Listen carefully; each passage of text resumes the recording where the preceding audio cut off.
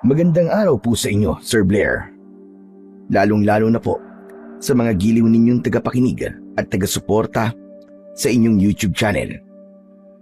Ang kwentong aking ibabahagi ay nangyari taong 1994. Ang pagiging maldita ko ay sumubok sa akin ng katatagan at katatakutan na hindi ko po makakalimutan. Lubos ko pong pinagsisisihan ang nagawa kong kasalanan sa isang mabuting tao na sobra kong sinira sa paningin ng ibang tao. Hanggang ngayon, kapag naaalala ko, ay hindi ko maiwasan ang hindi malungkot. Dahil lumipas na ang 30 taon, ay sariwa pa rin yun sa aking alaala. Nakaukit sa aking puso at habang buhay kong ihihingi ng tawad sa kanya. Bagamat muntik na akong mapahamak, nakuha ko naman po ang pinakamalaking aral na nangyari sa aking buhay. Bago ko nga po simulan ang aking istorya, ay nais ko lamang pong ipaalam sa inyo na ang pangalan at lugar na aking ginamit ay sinadya ko pong binago upang mapangalagaan ang totoong lugar na pinangyarihan ng aking kwento. Kilalanin niyo na lamang po ako sa pangalang Gigi. At ito ang aking kwento. Ay! Bumalik kayo mga bata kayo! Saan kayo pupunta ha? Hoy, ikaw! Tatakas ka pa ha? Lintik ka! Ikaw na naman siguro nagpasibuno sa pagkuha ng santol ko na! Tawagin mo yung mga kasama mong tumakas! Malilintikan talaga kayo sa akin! Nagpupumiglas ang batang lalaki mula sa mahigpit kong pagkakakapit sa kanyang damit, habang ang kanyang mga kasama ay kanya-kanya ng lundagan sa aking bakuran na gawa sa kawayan. Mabilis silang nakatakas at si Rex lang ang naiwan. Alam mo ba kung ano ang ginagawa ko sa mga batang kagaya mo na magdanakaw ha? Piniprito ko ang kamay hanggang sa maging chicharon. Akma ko na sanang sasampalin si Rex nang dumating naman ang aking anak na si Danilo. Sumigaw siya ng malakas para pigilan ako. Baka sa kanyang muka ang pag-aalala sa batang hawak ko. Nay, teka! Bitiwan niyo na po si Rex! Ano pong ginagawa niyo sa kanya, Nay? Tama na yan! Tumigil ka, Danilo ha? Huwag kang makialam dito. Bibigyan ko lang ng leksyon ang batang ito. Inubos nila ang bunga ng santol ko. Pati hilaw, kinuha nila. Nay, bitiwan niyo na po si Rex. Wala po siyang kasalanan. Sa akin po sila nagpaalam, Nay. Abat, lintik na to. Ako ang may-ari na santol. Bakit sa'yo sila nagpapaalam, ha? Kalokohan mo, Danilo. Huwag mo na silang pagtakpan. Baka pati ikaw samain sa akin. Nay, pakawalan niyo na po ang bata. Nakikiusap po ako sa inyo. Santol lang naman po yan, Nay. Bitiwan niyo na po si Rex. Takot na po yung bata, oh. Ang lakas na po ng iyak niya. Maawa naman po kayo sa bata.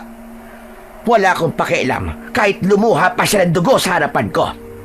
Kasalanan niya at nakialam siya sa pag-aari ng iba. Lintik na. Bakit? Asan ba sila? Nung itinatanim ko pa lamang ang santol na yan, nasan sila? Habang nagsasalita ako, panay pa rin ang pagpupumiglas ni Rex mula sa aking kamay. Umiiyak siya at isinasauli na ang mga nakuha niyang santol. Kasunod ang pakiusap niya na hindi na siya uulit.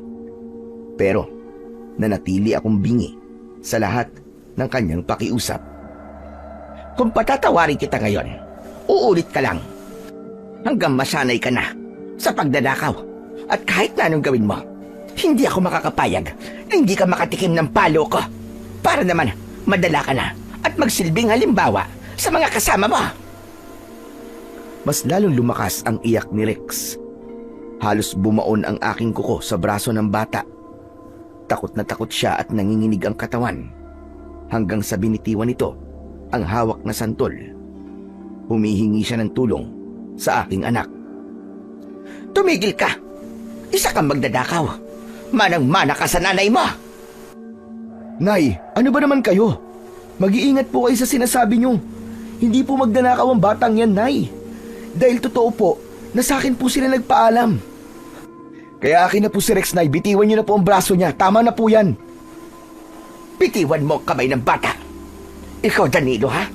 Kung ayaw mo pati ikaw ay samain ka sa akin, hindi ako makakapayag na hindi niya pagbabayaran ang ginawa niyang pagnanakaw sa mga santol ko.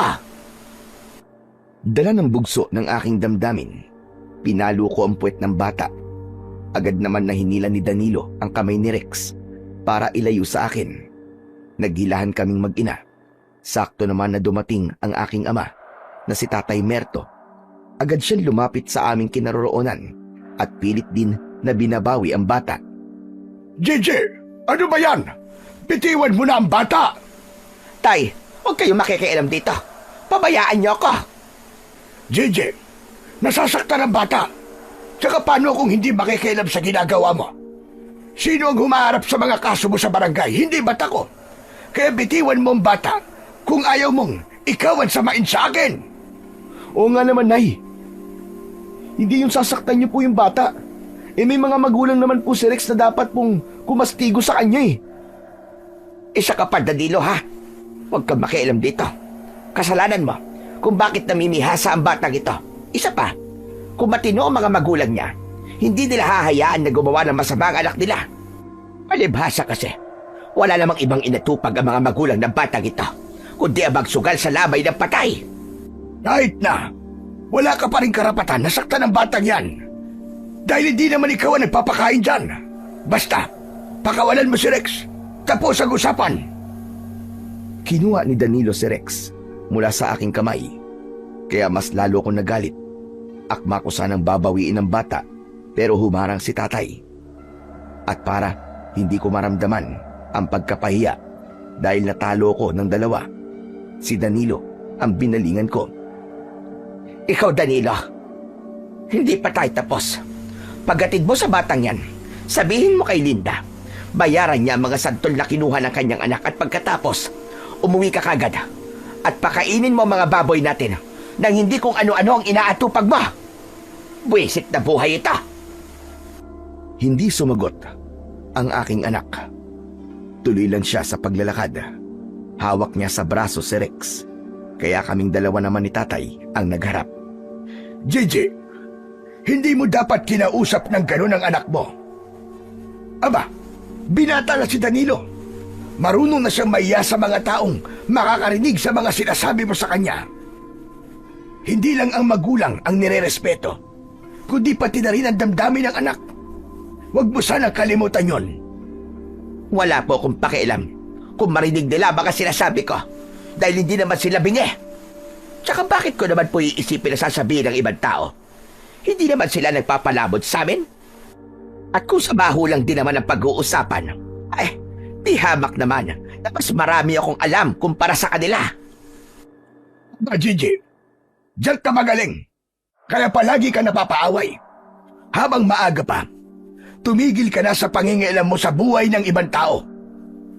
Maawa ka naman sa anak mong si Danilo dahil siyang naapektuhan sa ugaling ipinapakita mo. Wala po akong pakialam sa nararamdaman ng aking anak. Kung ayaw niya marinig ang sinasabi ng ibang tao tungkol sa akin, bumalik siya sa tiyan ko at magpalit siya ng ina. Jesus Maria Joseph ka namang babae ka, oo. Paano mo nasasabi ang bagay na yan? Talaga bang wala ka ng pakiramdam? Baka marinig ka ni Danilo. Pwede ba, tay? Imbis na sermonan mo ko, bakit hindi na lamang po kayo mag-igib ng tubig? Wala na po akong pampaligo. Nakakadiri na ang itsura ko, ha? Hay nako, nakakasura talaga ang araw na to. Nakakabwisit talaga. Ikaw, Gigi, ayusin mo yung bunganga mo. Ama mo pa rin ako. Baka makalimutan kong anak kita. Sana lang talaga, hindi mo pagsisiyan ang pagiging masamang ugali mo. Sana, hindi ka karmahin sa mga pinagagagawa mo. Sobra na ang kamalditahan mo. Hindi ka na nakakatuwa. Matagal na po akong ganito. At masaya ako kapag tinatawag nila akong maldita. Dahil pakiramdam ko, nakaganti na ako sa kanila. Kaya wag po kayo magsalita ng kung ano-ano. Ay nako, dyan na nga kayo. Nakakainis kayong kausap. Akma ko na sanang tatalikuran ang aking ama. nang biglang nahagip ng aking paningin ang tatlong babae na nag-uusap at pagkatapos ay titingin sa akin. Naningkit ang aking mga mata dahil sa galit at maging sila ay sinigawan ko. Ay! Mga lorong sinungaling! Anong pinagchichismisan nyo dyan, ha? At titingin-tingin pa kayo sa akin, ha? Maganda ba ang pelikula na pinanood nyo? Mga chismosang palaka kayo. Subukan nyo lang na ipagkalatan nangyari ngayon at sisirain ko rin ang buhay ninyo. Dahil sa sinabi ko, ay nagmadali silang pumasok sa loob ng kanilang bahay. Ako naman ay tumuloy na rin sa loob ng aming tahanan. Bilang maglalako ng longganisa sa aming lugar, ng baryo ng Santa Fe, alam ko na lahat ang kwento ng buhay ng aking mga kababaryo. Hindi naman nila ako pinakikialaman, pero gustong gusto kong makialam sa buhay nila. Hindi kumpleto ang araw ko kapag wala akong nasasaktan na tao. Maldita nga ang tawag nila sa akin at pinanindigan ko yun. Marami ang galit sa akin, ngunit wala akong pakialam. Pero sa kabila ng kasamaan ng aking ugali, marami pa rin ang bumibili sa akin ng longganisa.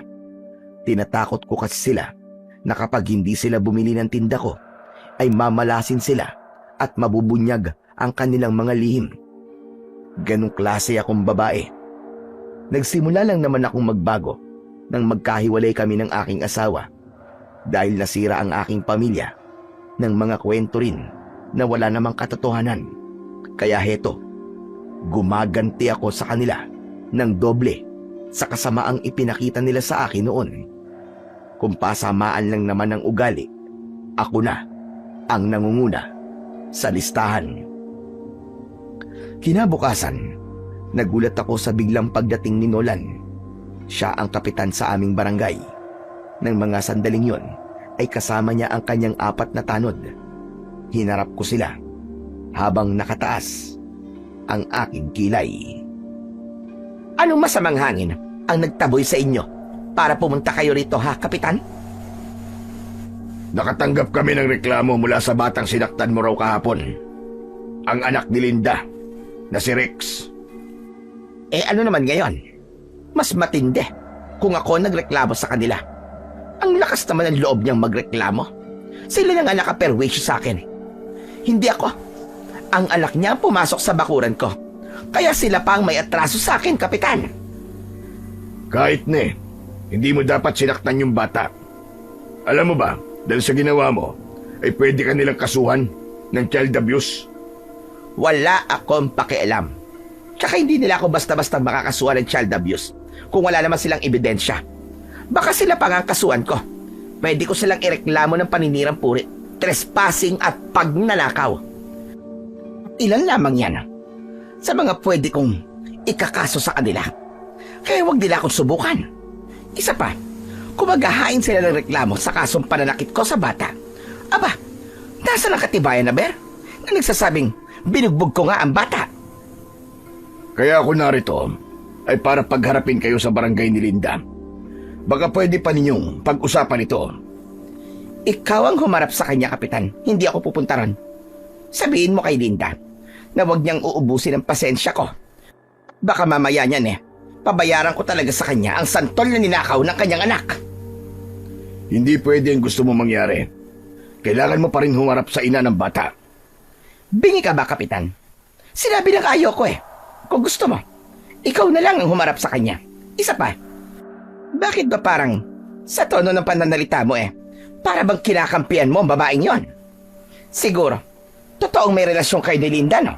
Kaya ganyan na lamang ang pagmamalasakit mo sa kanya. Anong sabi mo? Paano napunta doon ang usapan, ha? Isa pa, labas ang personal na bagay sa kaso mo, Gigi.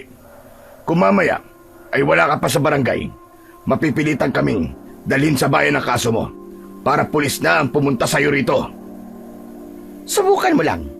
Maghahalo talaga ang balat sa tinalupan. Sinasabi ko sa iyo, Kapitan, hindi ako natatakot na makita ko ang pulis na sinasabi mo. O ngayon, kung wala ka ng ibang sasabihin, makakaalis ka na. Sinasayang mo lang ang oras ko. Ako ang wag mong subukan, Gigi. Makikita mo talaga ang hinahanap mo? Dahil hindi pa sila umaalis sa harapan ng bahay ko, nainis ako. Kaya pumasok ako sa loob ng aking silid at kinuha ko ang aking irinola. Dali-dali akong lumabas ng bahay at isinaboy ko yun sa kanila. Nagpulasan ang mga tanod nang maamoy nila ang mabahong likidong isinaboy ko sa kanila. Malakas akong napahalakhak ng tawa nang makita ko ang kanilang mga reaksyon. O ano? Kumusta naman ang pabango ko? Sabi na kasing umalis na kayo at nakakaabala na kayo. Akala niyo siguro ay natatakot ako sa inyo, ano? O ayan, singhutin niyo ang amoy nang maubos. Bastos ka talaga, Gigi. Sagad na sa buto ang kamalditahan mo. May araw ka rin, tandaan mo yan. Wala kang sinisino, kaya humanda ka. Hindi ako makakapayag na hindi ka managot sa ginawa mo sa amin. Sos, sige lang. Dagdagan mo ang kaso mo sa akin. Tignan ko lang kung sino ang susuko sa ating dalawa sa bandang huli. Kulang pa nga yan eh. Gusto niyo pa ba ng isa na mas pampabuhay pa ng dugo? Saglit lang at may kukunin pa ako. Mabilis akong nagtungo sa likod ng aming bahay.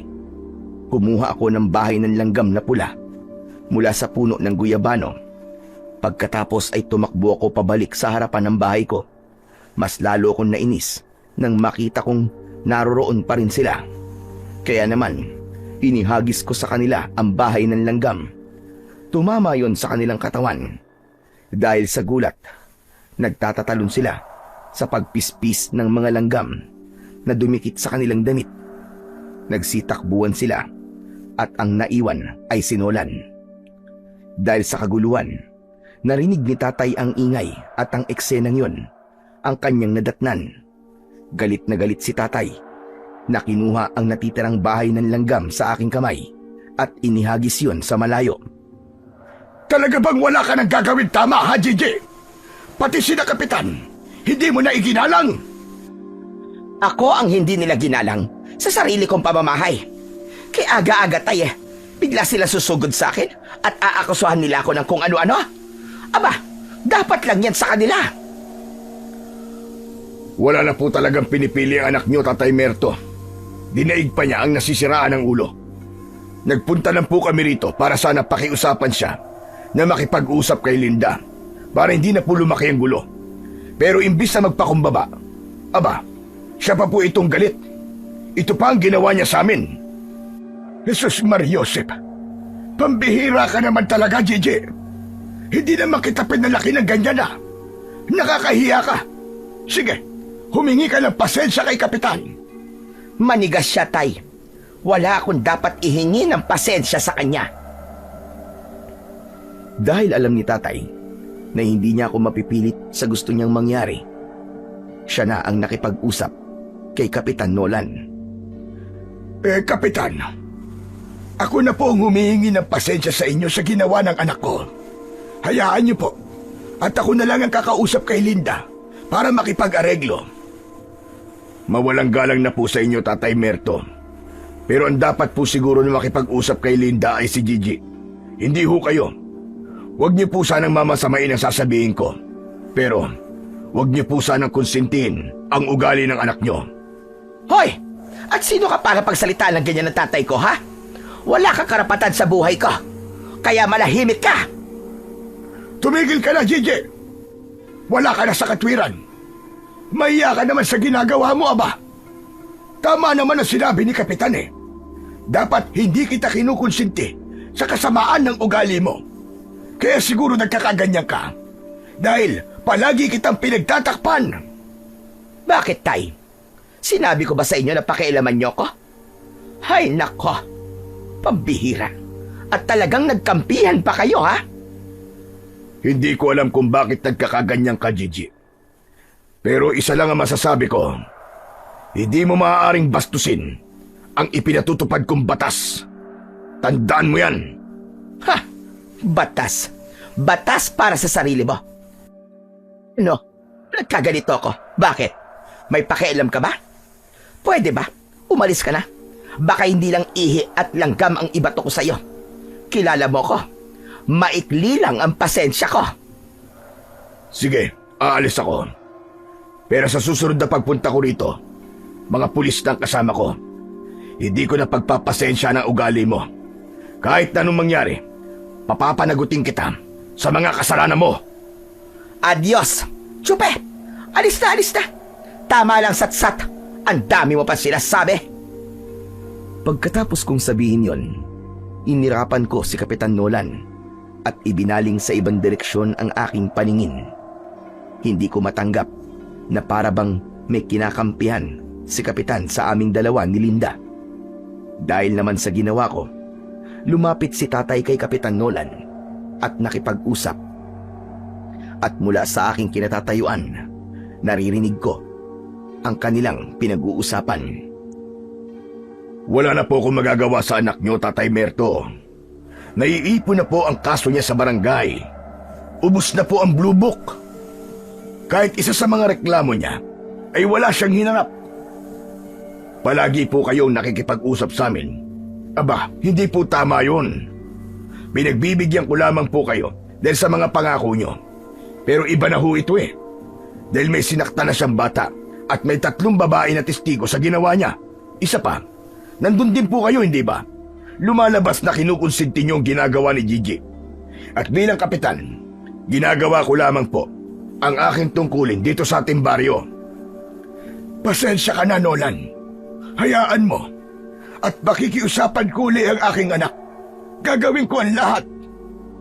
Hindi na po madadala sa pakiusapan ang ugali ng inyong anak, Tatay Merto. Malala na po talaga ang kasamaan ng inyong anak. Huwag niyo na pong hintayin na pagkaisahan siya ng mga tao rito at palayasin sa baryong ito. Nang marinig ko yon, ay hindi na ako nakatiis.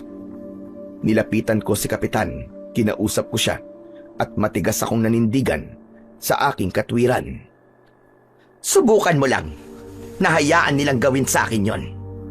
Dahil kung hindi, malalaman ng lahat na kabit mo si Linda. At wala akong pakialam kung totoo o hindi ang kwentong ipagkakalat ko sa kanila.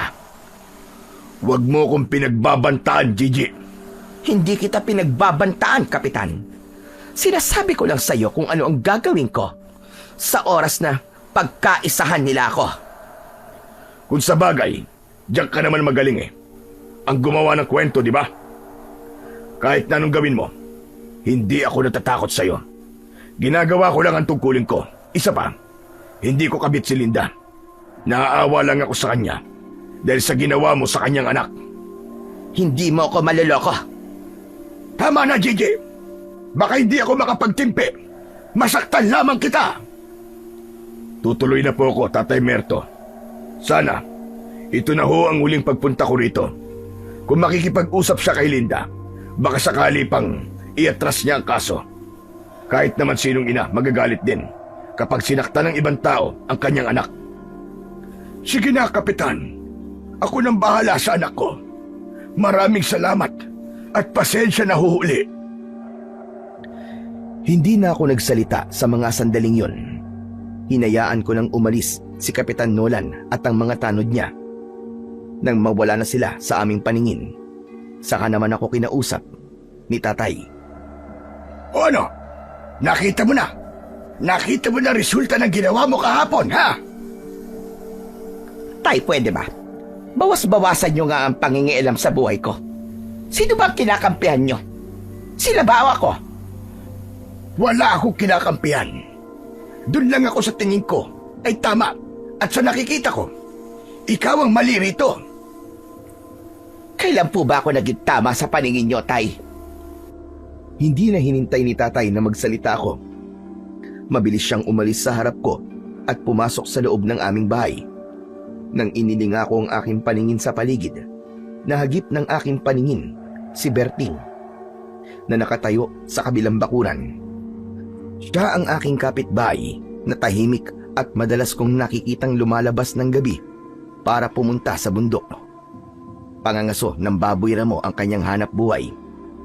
Nasusura ako sa klase ng tingin niya sa akin. Kahit hindi niya ako pinakikialaman, kumukulo ang dugo ko sa kanya dahil pakiramdam ko, pinagtatawanan niya ako, pinipintasan at kinukutya ng palihim. Hay nako! Sa dinami-rami ng mukhang makikita ko, ang pagmumukha pa talaga ni Berting ang makikita ko. Mukha siyang baliw. Nang mapansin ko na hindi gumagalaw si Berting sa kanyang kinatatayuan, hindi na ako nakatiis. Sinigawan ko siya at pinandilatan ko ng mga mata. Hoy, ikaw magaling na lalaki? Anong tinitingin-tingin mo dyan, ha? Ang sama mo makatingin, ha? Buwisit ka, ha? Dukutin ko kaya mga mata mo. Hindi pa rin siya natinag kahit sinigawan ko na siya. Kaya ako na lamang ang pumasok sa loob ng aming bahay. Umupo ako sa bangko at nakasimangot na nakatingin sa labas ng pintuan. Pagkatapos ng araw na yon, kinabukasan, ay kinausap ko ang mga peke kong kaibigan.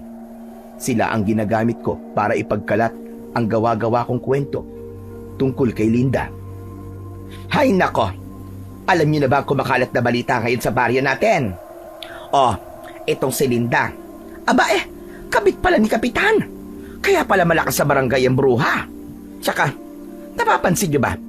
Kapag may ibinibigay na ayuda si Mayor, nako, nangunguna talaga sa listahan si Linda. O di ba? Kalapisan naman yon para sa atin na naghihirap din. Kitang-kita ko ang reaksyon sa tatlong babaeng kausap ko. Sila ang testigo na sinasabi ni Kapitan na nakakita di umano sa ginawa ko kay Rex. Balak ko na lituhin sila at ako ang kanilang kampihan. Napataklob sila ng palad sa kanilang bibig at nagkakatinginan. Kapag ganun na ang kanilang mga ikinikilos, alam ko na napapaniwala ko na sila sa aking kwento. Kaya naman, sumilay ang nakakalokong ngiti sa aking labi. Teka, hindi pa rin nagtatapos ang aking mga natuklasan. Balita ko pa nga at malakas nga ang ugong-ugong sa baryo natin. Itong si Rex daw, marahil anak ni Kapitan Nolan kay Linda. O ano, kakampihan niyo pa rin ba ang haliparot na babaeng yon, ha? Mas lalong nanlaki ang mga mata ng tatlong babae. Hindi pa sila nasiyahan. Hinila nila ako sa likod ng kanilang bahay at doon namin ipinagpatuloy ang aming pagkikwentuhan. Nalaman ko na si Kapitan Nolan pala ay nakikita rin nila na pumupunta sa bahay ni Linda at nakikipag-usap ng matagal. Kaya naman naging maganda ang pakiramdam ko ng mga oras na yon dahil umaayon sa akin ang pagkakataon. Kaya naman, nang matapos kami sa aming kwentuhan, hindi mawala sa akin labi ang matamis na ngiti dahil pakiramdam ko makakaganti na ako kay Linda. Tignan ko lang ngayon kung hindi kayo pagpiestahan ng mga tao sa barangay natin. Ha!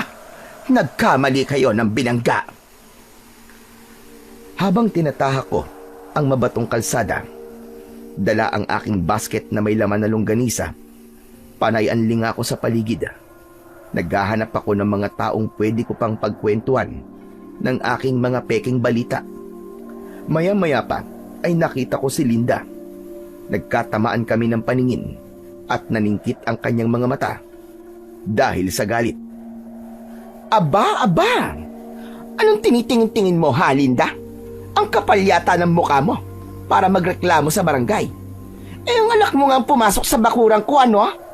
Magnanakaw ang anak mo. Dapat nga, ako pa nga ang bayaran mo sa perwisyong ibinigay ng anak mo sa akin. Nakita ko na lumitaw si Rex sa likod ng kanyang ina. Pinipigilan ng bata ang kanyang ina na wag na akong patulan. Pero sa kabila ng ginawa na yon ng bata, hindi nabawasan ang galit ko para sa kanila. Kaya naman, inirapan ko silang mag-ina.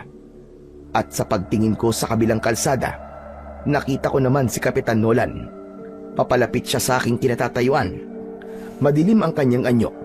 Nang makalapit siya sa akin, hinawakan niya ako ng maigpit sa aking braso. Hoy ikaw, anong sinabi mo sa mga babae niyong kanina, ha? Talaga bang wala ka ng ibang gagawin kundi ang manira ng pagkatao ng iba? Bitiwan mo ang braso ko, Kapitan. Baka nakakalimutan mo. Ikaw ang kapitan dito.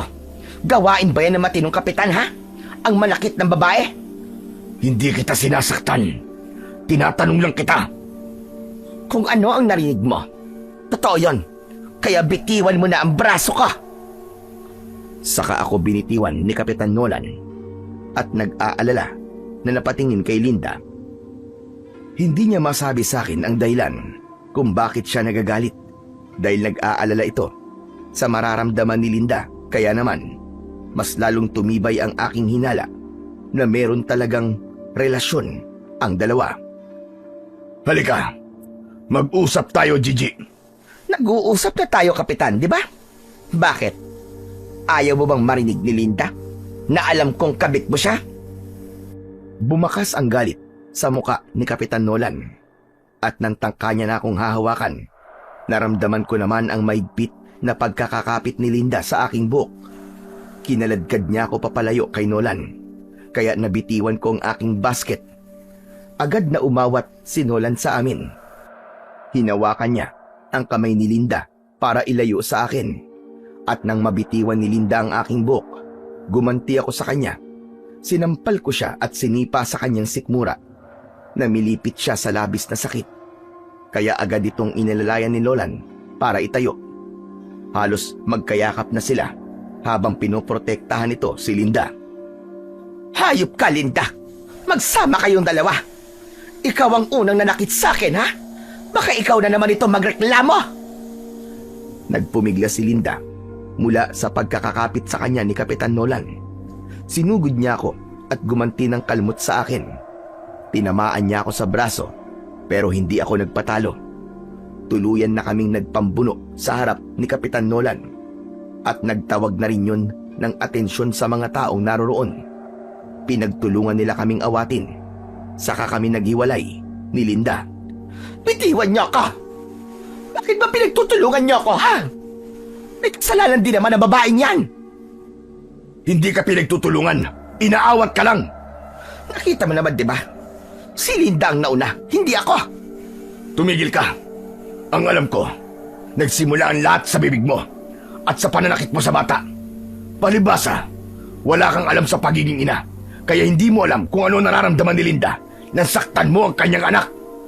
Wala akong pakialam. Magsama-sama kayong lahat. Dinampot ko ang aking basket at longganisa sa lupa. Pagkatapos ay umalis ako sa lugar na yon. Umuwi ako sa bahay at galit na ibinagsak ko ang aking katawan sa upuan. Maya-maya pa ay narinig ko ang yabag ng paa ni tatay papalapit sa akin. Teka, bakit yata ang aga mo ngayon, Gigi? Ubus na ba ang tinda mong longganisa? Hindi pa po, tay. May nangyari lang po sa daan. Nangyari na ano? May ginawa ka na naman bang kaguluhan? Aba, teka.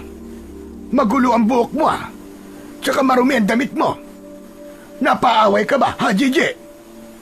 Alam niyo na pala eh. Nagtatanong pa kayo. Teka, ano ba talaga nangyari? Ano pa ba? Pinagkaisahan lang naman nila ako doon sa kalsada. Katulong ang magaling na kapitan, kasama ng haliparot niya na kabit na si Linda.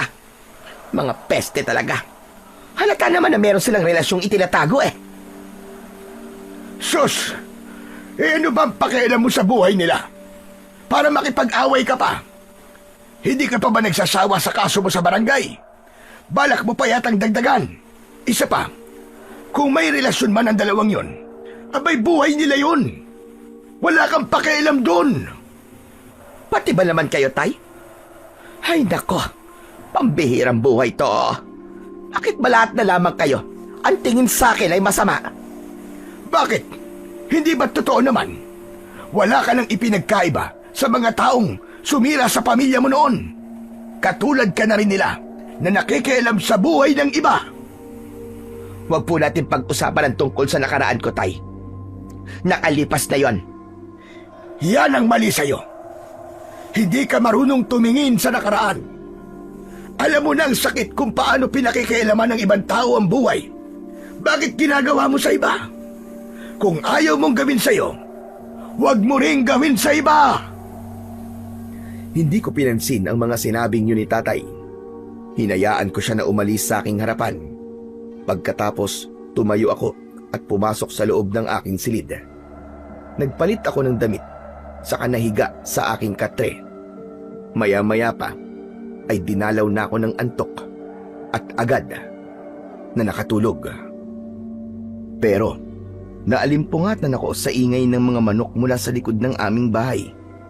Kaya napabalikwas ako ng bangon. Maliwanag pa ang paligid ng mga sandaling yun. Muling naulit ang ingay, ngunit siyap na yun ng mga sisiw. Kaya naman, mabilis akong lumabas ng bahay. Tumambad sa aking paningin ang 5 kabataan na maingat na naglalakad habang nakatutok ang kanilang tirador sa bahagi ng aking poultry. Dala ng bugso ng aking damdamin, hinubad ko ang aking tsinelas at hinabol ko ang mga bata. Agad silang tumakbo at tumalon sa bakod. Ay! Pwisit kayo! Mga lintik talaga kayo! Kapag naabutan ko kayo, dila nyo lang ang walang latay sa akin! Ngunit hindi ko sila naabutan. Masyado silang mabibilis. Habol ang aking hininga na tumigil ako sa paghabol sa kanila. Kaya nakita ko ang mga nagkalat na patay na sisiw sa lupa. Buisit! Mga buisit kayo! Humanda talaga kayo sa akin! Malakas akong napasigaw dahil sa panggigigil. At dahil malakas ang aking boses, narinig yun ni Tatay at Danilo. Kaya lumabas sila ng bahay. At maging sila ay nagulat din sa kanilang nadatnan. Nay, ano po nangyari sa mga sisiw? Anak, tulungan mo ako. Habulin natin ang mga batang yon. Pinatay nila ang mga sisiw ko. Nay, nakita niyo po ba na sila po pumatay sa mga sisiw? Hindi ko nakita. Pero nakita ko may hawak silang tirador. Tumakbo sila palabas ng ating bakuran.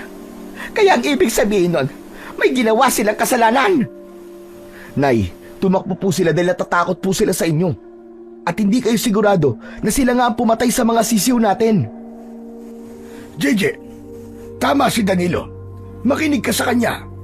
Tigilan mo na ang pananakit sa mga batang pumapasok sa bakuran natin. Wala akong pakialam. Ako ang ginugulo nila, Tay. Walang nanggugulo sa'yo, JJ. Ikaw lang itong palaging galit.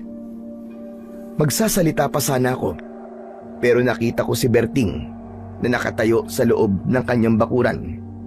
Nakatingin siya sa amin. Pagkatapos ay titingin sa aking mga manok. Maya-maya pa ay muli siyang titingin sa akin na para bang may gustong sabihin. Lintik na. Ano bang problema ng lalaking yon? At sa tuwing may hinahabol akong mga bata ay palagi niya akong tinitignan ng masama. Walang masama sa kanyang tingin, JJ. Siyempre, nagulat din siya kanina dahil malakas ang boses mo. Siya nga naman, Nay. Huwag niyo na pong pag-isipan na masama si Mang Berting. Mabait naman po siyang tao eh. Minsan nga po, nahuhuli ko siya na sinasaway niya mga batang nakikialam sa mga tanim niyo eh. Sus! Pakitang tao lang yun, anak. Hay dako, nakakainis talaga. Kung tinulungan mo na sana ako kanina na habulin ang mga batang yon, hindi sana ako nagagalit ng ganito. Nay, mali naman po na hulihin sila. Sa tingin ko po, balak niyo na naman po sakta ng mga batang yun eh. Eh, anong gusto mo gawin ko sa kanila? Pabayaan na naman ang mga yon? Hay nako, hindi pwede. Hindi ko palalampasin ang ginawa nila sa mga manok ko. Inalam mo ba kung sila ba talaga may gawa nun sa mga sisiw mo? Hindi na mahalaga yon. Ang mahalaga, mabigyan sila ng leksyon. Pumasok ang mga batang yun sa aking bakuran nang walang paalam. Kaya sila ang may kasalanan. Nay, tama na po. Bakit po ba kayo nagkakaganyan? Alam niyo po ba na ang isa sa mga batang hinabol niyo ay may sakit na hika? Paano po kung meron nangyaring masama sa bata? Aba, Nay, naisip niyo po ba kung ano mangyayari sa inyo pag nagkataon? Danilo, hindi ko kailangan ng sermon mo. Anak lang kita, baka nakakalimutan mo. At wala kang karapatan na pagsabihan ako ng ganyan. Anak niyo nga lang po ako, Nay. Pero nadadamay po ako sa kahihiyan na ginagawa niyo eh. Kung wala po kayong hiya, ako po meron. Hiyang-hiya na po ako sa mga pinagagagawa niyo. Sana, hindi na lang po kayo naging ina ko. Dahil sa masakit na salitang binitiwan ng aking anak, umangat ang aking kamay at sinampal ko siya ng malakas. Naniningkit ang aking mga mata dahil sa galit. JJ, anong ginawa mo? Bakit mo sinaktan si Danilo? Lo, ayos lang po ako. Mas mabuti na po yung sinampal ako ni nanay para matauhan ako na hindi ko siya dapat na ituring na ina. Anong sabi mo? Ulitin mo ang sinabi mo! Wala kayong kwentang ina! Teka sandali! Danilo, saan ka pupunta? Bumalik ka rito! Hindi pa tayo tapos! Danilo! Tumakbo si Danilo, papalayo sa akin. Halos sirain niya ang tarangka ng aming bakuran. Parang pinupukpok ng maso ang aking dibdib dahil sa pag-aalala. Ngunit mas nangibabaw ang labis na sama ng aking loob. Nahabol ko siya ng tanaw, kaya nakita ko siya na pumasok sa kakahuyan. Bigla ko narinig ang boses ng aking ama sa aking likuran. Nakita mo na kung ano ang naging resulta ng ginawa mo. Pati ang anak mo, lumalayo na rin sa'yo. Oo na. Masama na kung masama. Pero kahit kailan, hindi ko siya pinabayaan. Kaya wag niya akong pagsasabihan ng wala akong kwentang ina. Hindi na ako makikialam sa'yo. Pero ako, hahanapin ko ang aking apo. Natitiyak ko na masama ang loob niya sa ginawa mo. At para sa ikatatahimik ng loob mo, ayan, tignan mo ang lupa. Habang nag-uusap tayo kanina, nakuha ni Danilo ang ahas na yan. Namatay ang sawa sa tama ng bato sa ulo. Nagmula yan sa tirador ng mga batang hinabol mo kanina. Ang mga batang hinusgahan mo agad. Sila ang nagligtas sa ibang mga manok na dapat sana ay nalunok na ng sawa na yan. Nagulat ako nang makita ko ang sawa sa lupa. Hindi ko kagad napansin yun dahil mas pinagtuunan ko ng pansin ng mga bata. Patay na ang ahas at tadtad dito ng tama ng bato sa katawan. Bigla akong nakonsensya at nagsisi sa mga nagawa ko. Pero likas talaga sa akin ang hindi marunong tumanggap ng pagkakamali. Kaya naman, pinanindigan ko na. Nagalit pa rin ako. Maiwan na kita dyan. Para naman, makapag-isip-isip ka. Inirapan ko si tatay. Hindi ko matanggap na napahiya ako sa mga sandaling yun. Maya-maya pa ay pumasok ako sa loob ng aming bahay. Pagkatapos ay naghintay ako sa pagdating ni tatay. Ngunit lumipas na ang 2 oras ay wala pa rin ang aking ama. Kaya bigla kong kinabahan. Nag-aalala ko na baka hindi pa niya nahahanap ang aking anak. Pagsapit ng alas 5 ng hapon, bumalik ang aking ama. Pero hindi niya kasama si Danilo. Tay, nasaan po si Danilo? Aba, nag-aalala ka rin naman pala para sa anak mo. Natural, anak ko ho yun. Ang tanong ko lang po ang sagutin nyo. Nasaan po si Danilo? Nasaan po ang anak ko? Ayon, sa kasabaang palad, hindi ko siya nahanap kung saan-saan na ako nagpunta. Pero wala siya. Nagpunta rin ako sa mga kaibigan niya. Pero ang sabi nila, hindi raw nila nakita si Danilo. Alam mo, hindi mo dapat sinaktan ang anak mo. Hindi ko alam kung ano ang pumasok sa utak mo at pinagbuhatan mo siya ng kamay. Nabigla lamang ako, tay. Tsaka hindi ko alam na ahas pala ang pumatay sa mga alaga kong sisiyo. Kahit na anong sabihin mo, umalis na ang apo ko. Huwag mo sanang hintayin na pati ang anak mo iwanan ka na rin. Kagaya ng ginawa ng kanyang ama. Kahit na ako, na ama mo, kapag hindi ko na rin kinaya ang ugali mo, lalayasan din kita. Di bali nang magdildil ng asin, basta't hindi lang kita kasama sa iisang bubong. Sobra naman po kayo magsalita. Para namang napakasama ko ng tao. Bakit? Ano ba tingin mo sa sarili mo? Mabuti kang tao? Aba, Gigi, gumising ka na sa mga kalokohan mo. Dapat, maging mabuti kang ehemplo sa iyong anak. Hindi yung puro kasamaan ng ugali ang ipinapakita mo sa kanya. Tay, pwede ba tama na? Ako na ang maghahanap sa anak ko. Iuuwi ko siya rito. Bahala ka. Sana nga, maiuwi mo rito ang aking apo bago siya tuluyang umalis sa pamamahay na ito. Padabog na iniwanan ako ni tatay. Para bang biglang nanikip ang aking dibdib nang maisip ko na baka iwan na nga ako ng aking anak. Kaya naman, nagsukbit ako ng itak sa aking bewang at nagdala rin ng sulo dahil malapit ng dumilim. Mag-isa kong hinanap ang aking anak sa kakahuyan. Pagkalipas ng ilang minutong paglalakad, narating ko ang gitna ng kagubatan. Tinawag ko ng paulit-ulit ang pangalan ng aking anak hanggang sa humantong ako sa malaki at lumang bahay sa gitna ng kakahuyan. Aba teka, kailan pa nagkaroon ng bahay sa gitna ng gubat? Sino kaya ang may-ari nito?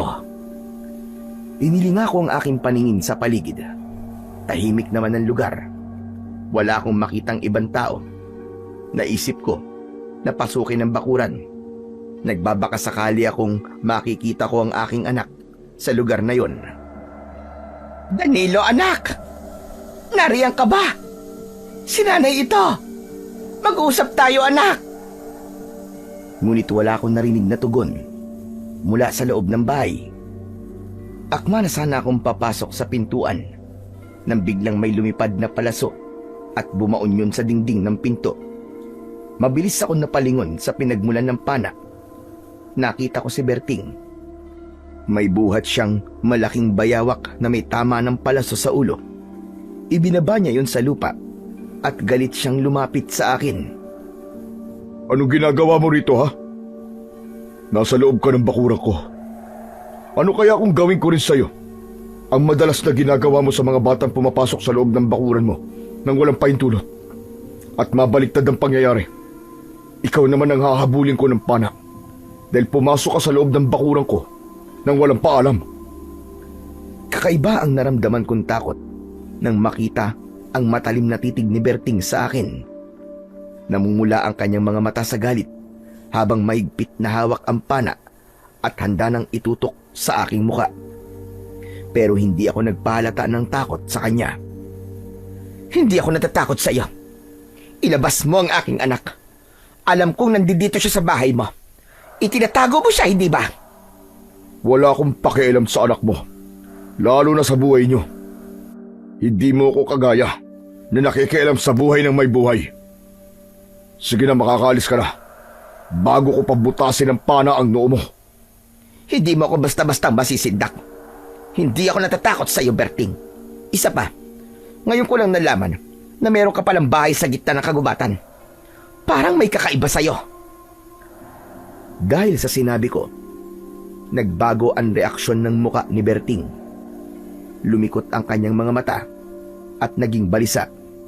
Pero mas pinili nitong itaas ang pana sa kabinalahan ng palaso. Itinutok niya yun sa akin bilang hudyat na hindi siya nagbibiro. Subukan mo lang na lumikha ng mga kwento ng kung ano-ano tungkol sa akin. At sisiguraduhin ko na pagsisisihan mo na nabuhay ka pa. Bakit? Natatakot ka ba? Siguro may tinatago ka, no? Wala akong panahon sa mga pinagsasasabi mo. Makakaalis ka na. Nang hinila ni Berting ang tali ng pana na nakatutok sa akin, ay napaatras ako. Lumayo ako sa kanya at mabilis akong lumabas ng bakuran niya. Ngunit hindi ako umalis sa tapat ng bahay niya. Umaasa ako na sana ay makikita ko roon ang aking anak. Diyos ko, sana naman walang nangyaring masama sa aking anak.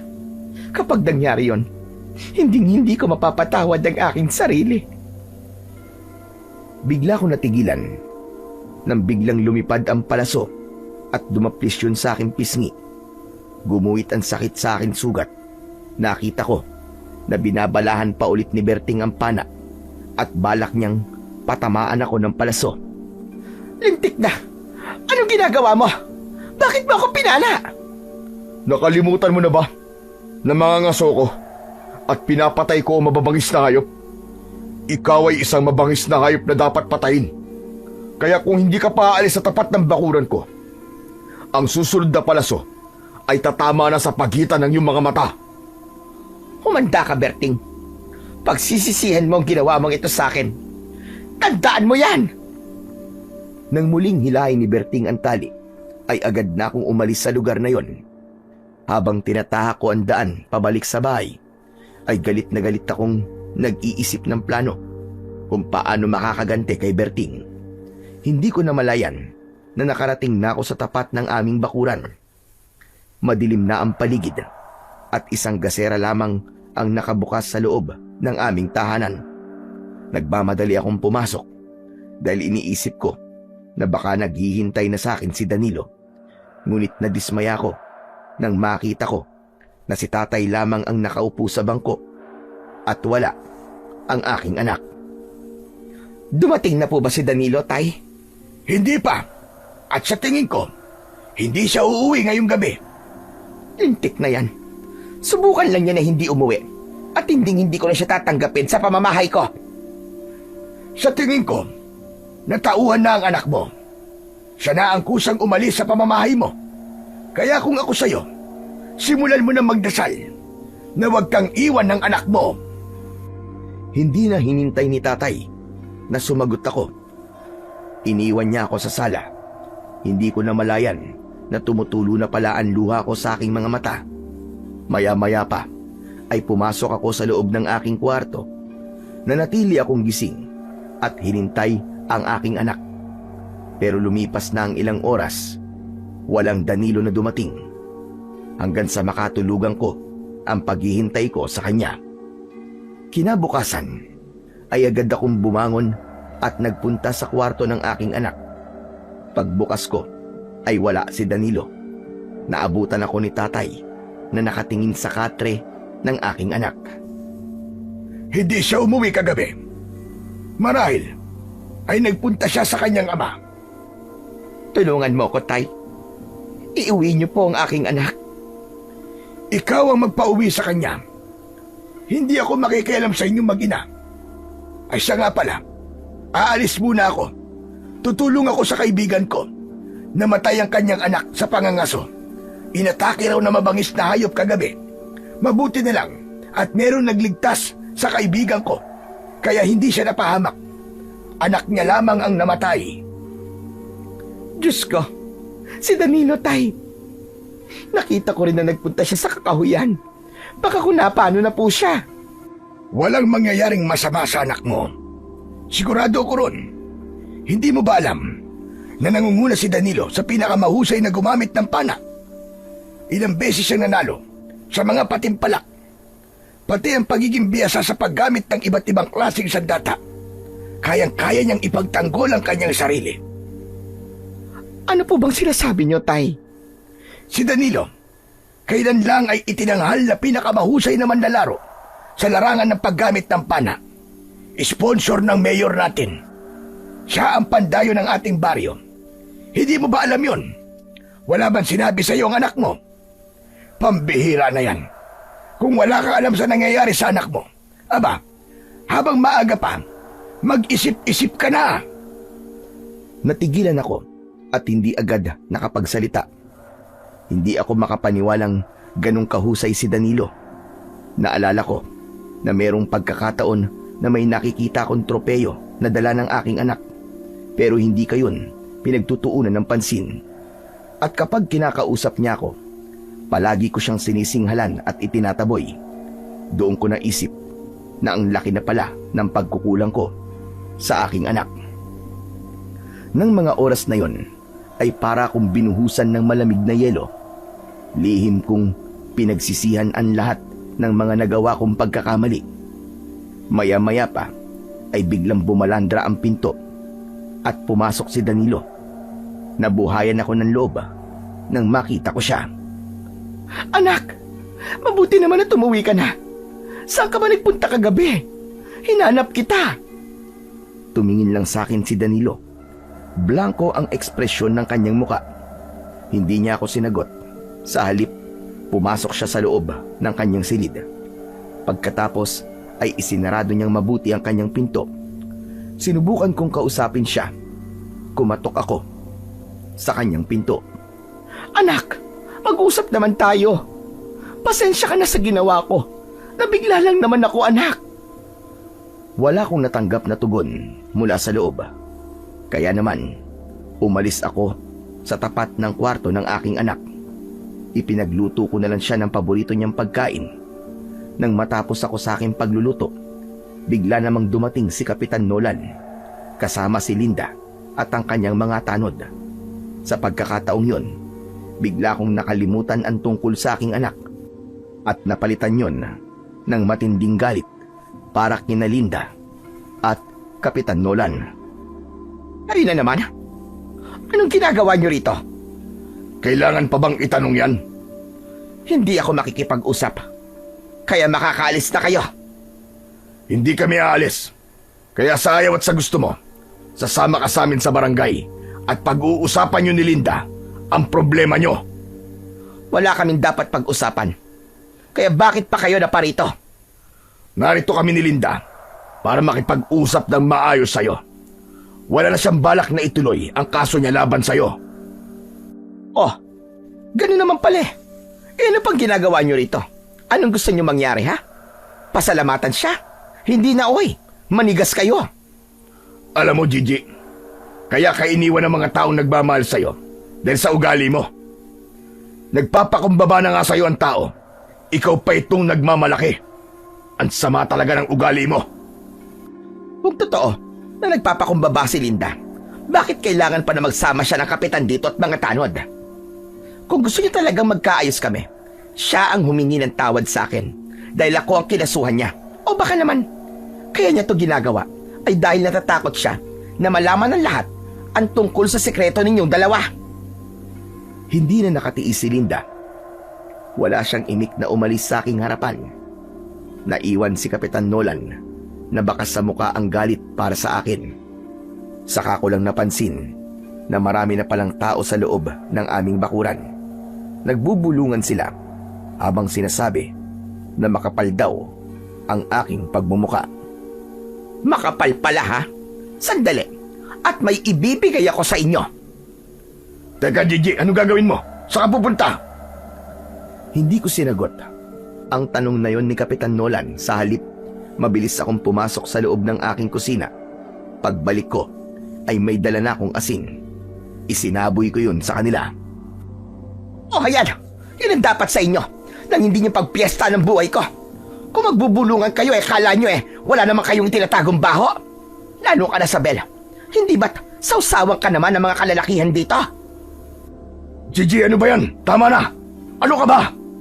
Bakit? Sumasawsaw ka rin ba sa kanya, ha? Kung sa bagay, Kapitan, ganyang klaseng lalaki ka naman, hindi ba? Tumigil ka. Huwag mo kong madamay-damay sa mga kalokohan mo, Gigi. Bakit, Kapitan? Totoo naman, di ba? Kaya kung ayaw mo na magkalat pa ang baho rito, paalisin mo na mga taong yan. Kasama ka. Umalis ka na. Hindi kita kailangan. Mga wala kayong kwenta. Dahil sa kaguluhan, lumabas ang aking anak na si Danilo. Tama na yan, Nay! Hindi pa po ba kayo napapagod sa ginagawa nyo? Labas ka rito, anak. Huwag kang makialam. Paano pong hindi ako makikialam? Wala na ako mapupuntahan. Lahat sila galit na rin sa akin dahil kayo ang nanay ko. Kapag hindi po kayo nagbago, hindi ko na po kayo kakausapin kahit kailan. Tandaan niyo yan. Huwag mo akong tinatakot, ha, Danilo? Kita mo na, pati ang anak mo nahihirapan na rin sa mga pinaggagawa mo. Sana, hindi pa huli.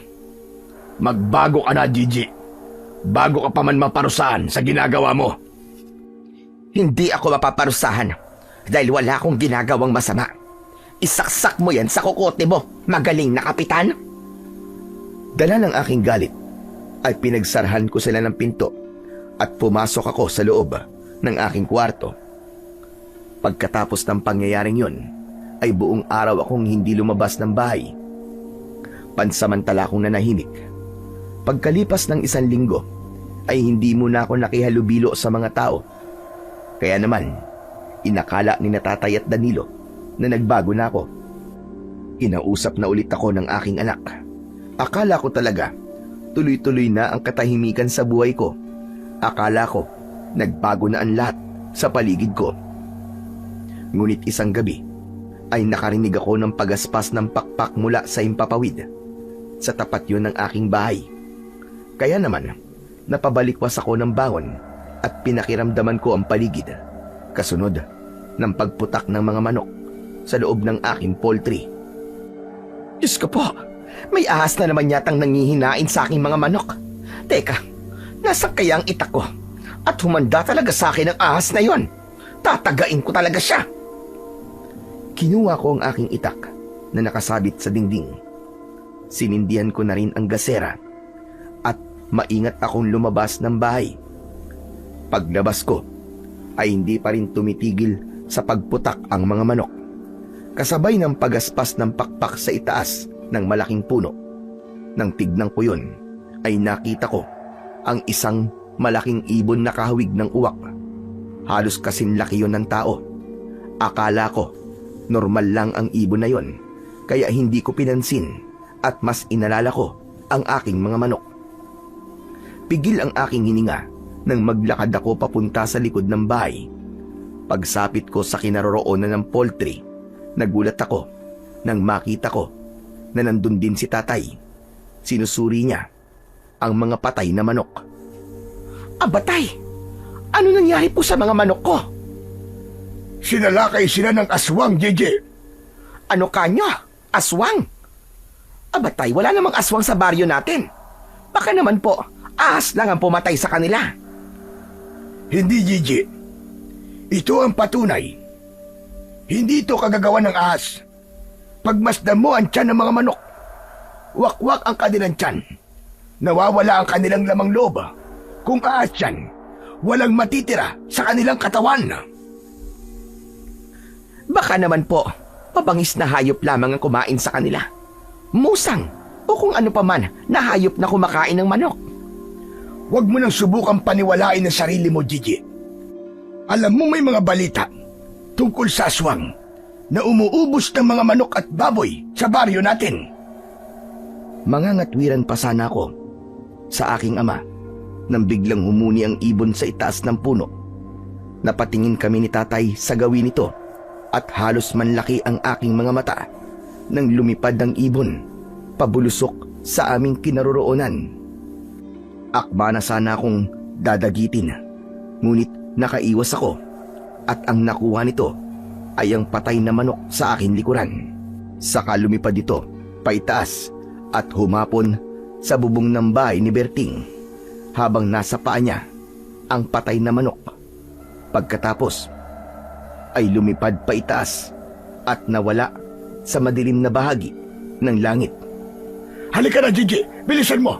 Pumasok na tayo sa loob ng bahay. Asbo ang ibon na yon. Tama kayo, tay. Aswang nga ang ibon na yon.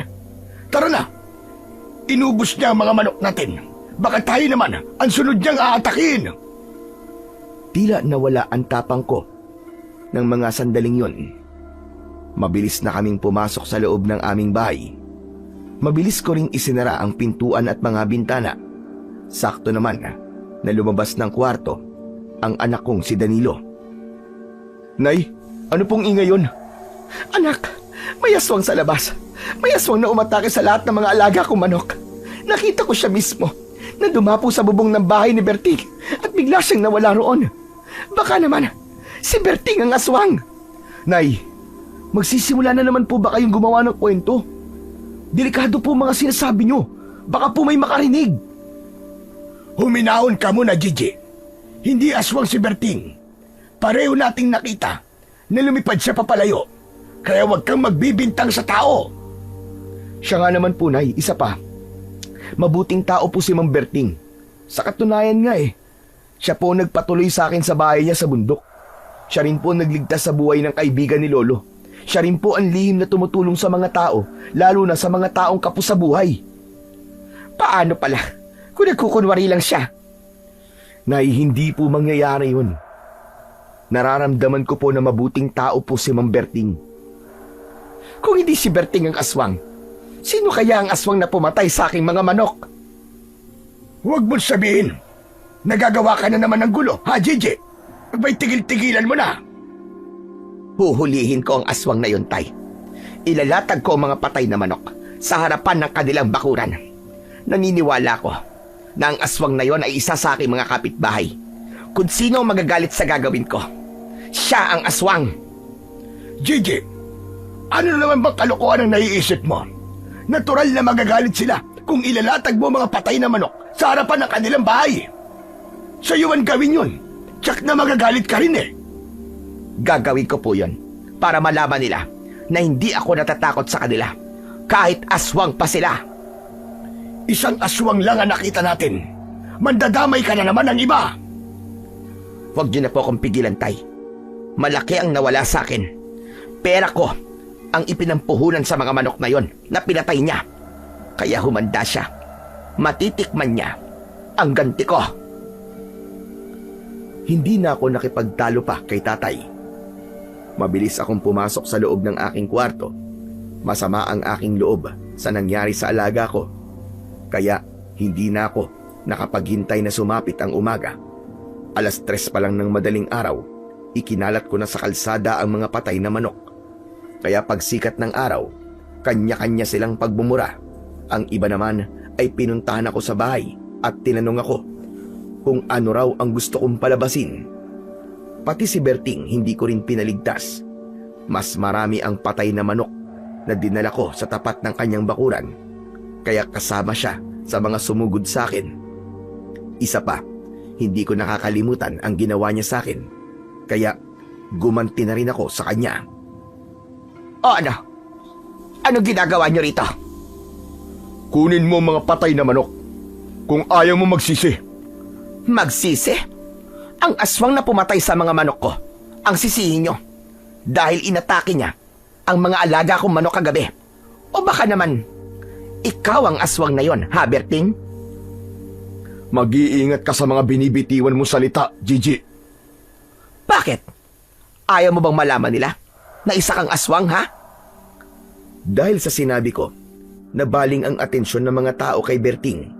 Kaya lihim ko yung ikinatuwa. Dahil sa wakas, nakaganti na ako sa kanya. Hindi ako aswang. Wala kang katibayan. Alam mo, ginamit kong pain ng mga patay na manok kung sino ang unang magagalit at magbabanta sa akin. Siya ang aswang. Nagalit ka. Kaya ikaw ang aswang. Hindi ako nakikipagbiruan sa'yo, Gigi. Hindi rin naman ako nakikipagbiruan sa'yo, Berting. Seryoso ko. Sa oras na makahanap ako ng mga ebidensya na ikaw nga ang aswang na yon, humanda ka. Pagbabayaran mo ang ginawa mo sa mga manok ko. At sa oras na mahuli kita, lintik lang ang walang ganti. Ang tiyan mo naman, ang wawakwakin kong hayop ka. Wala kang sapat na batayan sa mga binibintang mo sa akin. Kaya umayos kang babae ka. Sa bubong ng bahay mo dumapo ang asbo kagabi. Nagpanggap siya na ibon. Ano sabi mo? Huwag ka mag-alala. Hindi ko pa naman napapatunayan na ikaw nga ang aswang na pumatay sa mga manok ko. Kasi ipinagtatanggol ka ng aking anak at tatay. Pero hindi mo ko maluloko. Sisiguraduhin ko na malalaman ng lahat na ikaw ay isang aswang. Hindi kita tatantanan, Berting. Tandaan mo yan. Walang katotohanan ng mga ibinibintang mo at nagkakamali ka sa hinala mo sa akin. Kung ibon ang nakita mo kagabi, ibon ang pumatay sa alaga mo manok at hindi aswang. Si tatay mismo nagkumpirma. Aswang ang ibon na nakita namin kagabi. Kitang-kita ko ang galit sa mga mata ni Berting. Kaya bigla kong kinabahan. Maya-maya pa ay dumating si Nolan. Ipinakita niya sa akin ang papel na may 100 na bilang na pirma ng mga kapitbahay ko. Isa yung petisyon na nagpapalayas sa akin sa baryo sa oras na gumawa ulit ako ng gulo. Ang bihira talaga buhay to. Imbis na ako ang palayasin nyo, bakit hindi ang aswang na to ang palayasin nyo, ha? Sunugin nyo ang bahay niya doon sa Kakawyan. O baka naman kahit kayo, hindi nyo alam na may bahay si Berting doon. Gigi, tama na. Alam namin na may bahay si Berting sa Kakawyan. Kaya wag mo nang lasunin ang mga isip ng tao rito. Siguro naman, alam mo kung ano mangyayari sa'yo kapag nakagawa ka na naman ng isa pang pagkakamali. Ang sabihin mo, ikaw talaga may pakala nito. Ginagawa mo to para mapalayas ako at maging malaya ka sa pambababae mo. Para malaya na kayo magsama ni Linda. Hindi ba tama ako? Wala akong pakialam sa gusto mong isipin. Ipinapaalam ko lang sa'yo na kapag nagkamali ka, tapos na ang maliligayang araw mo. Wala akong pakialam, Kapitan, kung palayasin nila ako rito. Ang ipinaglalaban ko lang ay ang nangyari sa mga alaga ko. At kung wala nang magandang salita na lalabas dyan sa bibig mo, makakaalis ka na. Sige na, Kapitan Nolan de Castro. Sinadya kong bigyan ng diin ang buong pangalan ni Kapitan Nolan upang iparamdam sa kanya ang galit ko. Maya-maya pa ay umalis na ang mga tao na nakikiusyoso sa pagtatalo namin ni Nolan. Ganon din si Berting na masama ang tingin sa akin. Pagkatapos, pumasok na ako sa loob ng aming bahay. Parehong walang imik sa akin sina Danilo at si Tatay. Hindi ko sila pinansin. Diretso kong pumasok sa loob ng aking silid. Pagsapit ng gabi, narinig ko ang ingay ng mga baboy sa loob ng kanilang tangkal. Kasunod ng pagaspas ng pakpak sa impapawid. Umikot yon sa tapat ng aming bahay. Pagkatapos ay gumalaw ang aming bubong. Kasunod ng pagkutkot sa ibabaw nun. Maingat akong bumaba ng katre at kinuha ang nakasabit na itak sa dingding. Maingat akong tumuntong sa ibabaw ng aking katre at itinutok ang talim sa itaas ng bubong. Umanda ka ngayon sa akin. Lintik kang aswang ka! Isang malakas na pagsaksak ng itak ang ginawa ko. Lampasan ang talim nun sa bubong. Naramdaman ko na merong tinamaan ng aking itak, kasabay ng pag-angil at paghuni ng nilalang na parabang nasasaktan. Ano ka ngayong pesting aswang ka? Butas ngayon ang katawan mo! Inulit ko ang pagsaksak at narinig ko ang malakas na pagaspas ng pakpak paitaas. Nakita ko sa talim ang mapulang likido, kaya alam ko na nasugatan ko ang aswang. Mabilis akong lumabas ng bahay. Tumambad sa aking paningin ang malaking ibon na nakadapo sa puno. Akala ko tuluyan nang aalis ang ibon, ngunit bigla siyang umatake sa akin. Hindi niya ako malapitan dahil mabilis kong iwinasiwas ang aking matalas na itak sa ere. Pero bigla siyang bumulusok ng lipad papunta sa akin. Tinamaan ako sa dibdib ng kanyang tuka. Nabitiwan ko ang aking itak. Bumagsak ako sa lupa at sa muling tangkang pag-atake sa akin ng aswang, humarang ang aking anak. Lumayo ka! Huwag mong saktan ang nanay ko! Nakita ko na may hawak na pana ang aking anak na nakatutok sa aswang. Umangil ito ng malakas, saka lumipad palayo sa amin. Hindi ako makapaniwalang natakot ang aswang sa aking anak. Saka ko lang naramdaman ang mahapding sugat sa aking dibdib. Nay, ayos lang po ba kayo? Nasaktan po ba kayo ng aswang? Anak, may tama ako sa dibdib. Malalim yata. Lolo! Lolo Merto, si nanay po, may sugat! Lolo! Saka lang lumabas ng bahay si Tatay. Halata na nakatulog na ito at nagising lang sa tawag ng aking anak. Inalalayan nila akong maglakad dahil tuloy-tuloy ang pag-agos ng dugo mula sa aking sugat. Pero sa kabila ng sakit na nararamdaman ko, inalala ko pa rin ang mga alaga kong baboy. Tay, tignan po muna natin ang mga baboy ko. Sigurado po ako na inatake sila ng aswang. Bigla po kasi silang nanahimik eh. Nay, unahin niyo po muna ang sugat niyo. Kailangan niyo magamot kagad. Ako na lang po ang titingin sa kanila. Sige na. Hindi anak, gusto kong makita kung anong sitwasyon ng mga alaga ko. Hindi na ako napigilan ng aking anak nang maglakad akong mag-isa papunta sa tangkal ng aming baboy. At nanlaki ang aking mga mata nang tumambad sa aking paningin ang mga patay na baboy. Nagkalat ang kanilang laman loob sa sementadong sahig na parabang sinadyang iwan doon. May naabutan pa akong umuungol na baboy, ngunit hindi nagtagal ay binawian din siya ng buhay. Tumulo ang luha ko sa aking mga mata dahil sa labis na galit at puot. Maging sina Tatay at Danilo, nagulat din sila sa nangyari sa mga alaga naming baboy. Lintik na yan! Inubos ng aswang na yon ang aking mga alaga! Ito na nga bang kinatatakutan ko, Gigi? Ang magalit sa'yo, ang nananahimik na aswang. Dahil dyan sa kasamaan ng ugali mo, inubos niya ang mga alaga mo at sa susunod, natitiyak ko na ikaw na ang kanyang pupuntiryahin. Hindi ako natatakot sa kanya. Siya ang may atraso sa akin at siya ang mananagot. Palagi mo na lamang sinasabi na hindi ka natatakot. Hindi mo ba nakikita? Seryoso na to, anak. Ikaw lang ang binubulabog ng aswang dito sa ating baryo. Ikaw lang ang bukod tangi na piniperwisyo ng aswang. Wala akong kasalanan sa kanya, Tay. Kaya hindi ko na kailangan tanungin kung bakit ako lang ang pinipinsala niya. Ito lang ang masasabi ko. Humanda talaga siya sa akin. Lintik lang ang walang ganti. Puro ka humanda. Puro gumanti. Ikaw ang humanda sa susunod niyang pagsalakay. Dahil natitiyak ko, hindi siya titigil hanggat hindi ka niya napapatay. Kasalanan mo kung bakit namatay ang mga alaga mong hayop. Ako pa ba sisisihin niyo, Tay? Ako na nga namatayan ng alaga. Ako pang nasugatan. Pambihira. Talaga bang ganyan kayo? Oo, dahil nag-aalala ko. Dahil mahal kita. Hala, sige na.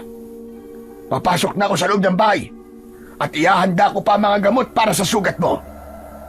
Mabuti pa nga nang hindi niyo na ako sinisermonan dito. Nay, nag-aalala lamang po si Lolo sa inyo. Ang nangyari po sa mga alaga niyong hayop ay pagbibigay ng isang babala ng aswang na hindi niyo po dapat binabaliwala. Si Berting lang ang alam kong gumawa nito.